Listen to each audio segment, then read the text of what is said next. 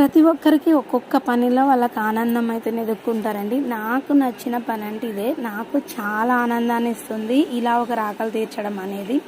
ఎవరు నన్ను ఎంకరేజ్ చేసినా చెప్పినా మీరు నాకైతే ఎంకరేజింగ్గా తోడుగున్నారు, నాకు చాలా సపోర్ట్ చేస్తున్నారు. చాలా చాలా థ్యాంక్ యూ అండి సపోర్ట్ చేసే వాళ్ళకి.